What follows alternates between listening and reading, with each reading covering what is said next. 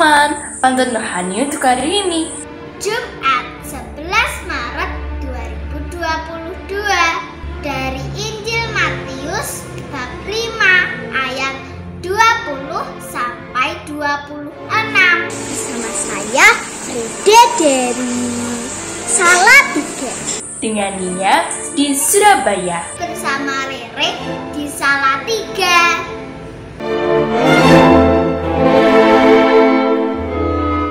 Saudara-saudari yang terkasih di dalam Yesus Kristus, bacaan Injil pada hari ini merupakan bagian dari khotbah Yesus di bukit.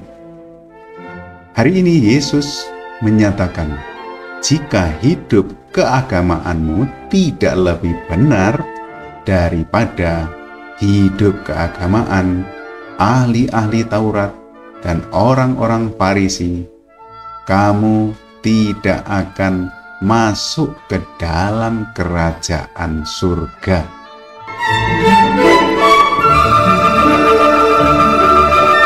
Pengen sehat, rutinlah minum jamu. Selain itu juga makanan bergizi. Haruslah hidup keagamaanmu lebih baik dari orang Farisi.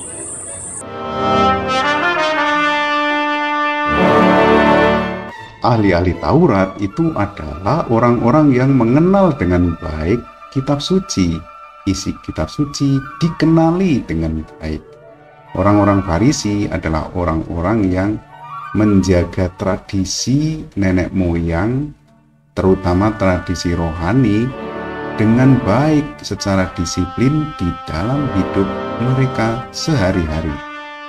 Semuanya itu merupakan hidup keagamaan yang sifatnya adalah permukaan.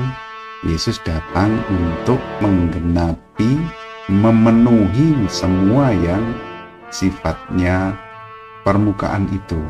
Hidup keagamaan yang bukan berdasarkan aturan atau tradisi nenek moyang, atau juga berdasarkan pemahaman letterlek dari kitab suci, melainkan sungguh-sungguh berdasarkan kehendak Allah, dan Allah mengendaki kerahiman sejak dari awal mula, keselamatan manusia dari beban-beban dosa yang membawa maut.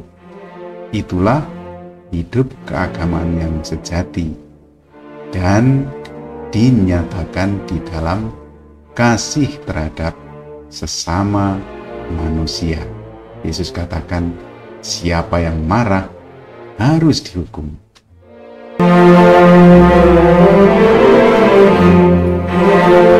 Terlalu berat bila dilanjutkannya.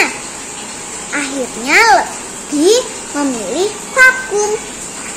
Siapa yang marah pada saudaranya, mereka itu harus dihukum.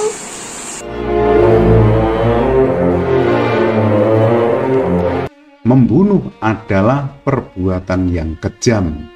Mengambil nyawa seseorang itu menjadi haknya Tuhan. Kalau manusia membunuh itu kan berarti mengambil haknya Tuhan untuk dirinya sendiri.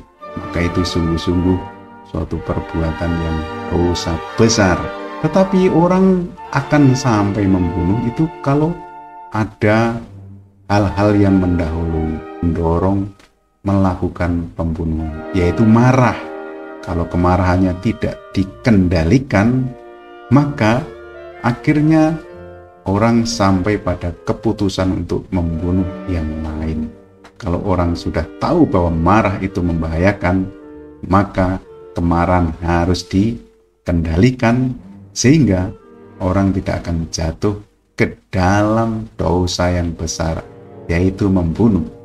Yesus juga mengatakan, siapa yang berkata kepada saudaranya kafir harus dihadapkan ke mahkamah agama.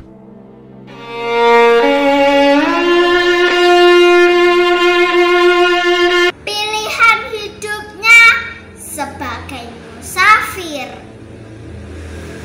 maka tak bisa lagi hidup bersama. Yang berkata pada saudaranya kafir, harus dibawa ke mahkamah agama.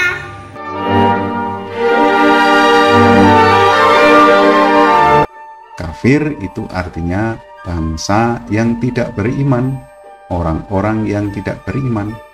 Padahal siapa yang bisa menilai iman seseorang selain Allah sendiri? Menyatakan orang lain sebagai kafir menjadi bentuk kesombongan, dan kesombongan inilah yang nanti akan memicu kepada kemarahan, dan kemarahan nanti akan memicu pada tindakan pembunuhan. Pernyataan ini sungguh-sungguh tidak sesuai dengan hidup keagamaan orang yang beriman. Tidak sesuai dengan semangat Allah yang mengasihi manusia. Tidak sesuai dengan iman orang yang dipanggil untuk juga mengasihi sesamanya. Mari kita menata hidup keagamaan kita, menjalankan hidup keagamaan kita bukan semata-mata hanya berdasarkan aturan atau berdasarkan tradisi, melainkan berdasarkan niat yang tulus dari hati yang paling dalam untuk mengasihi sesama kita. Karena dengan mengasihi sesama, kita mengasihi Allah. Amin. Benedictio Dei Omnipotentis, Patris, et Filii, et Spiritus Sancti, descenda super vos, et maneat semper. Amen.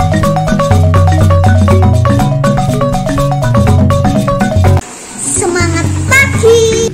Selamat mengekspresikan hidup keagamaan yang baik lewat sikap hidup yang baik. Salam seroja, berkah dalam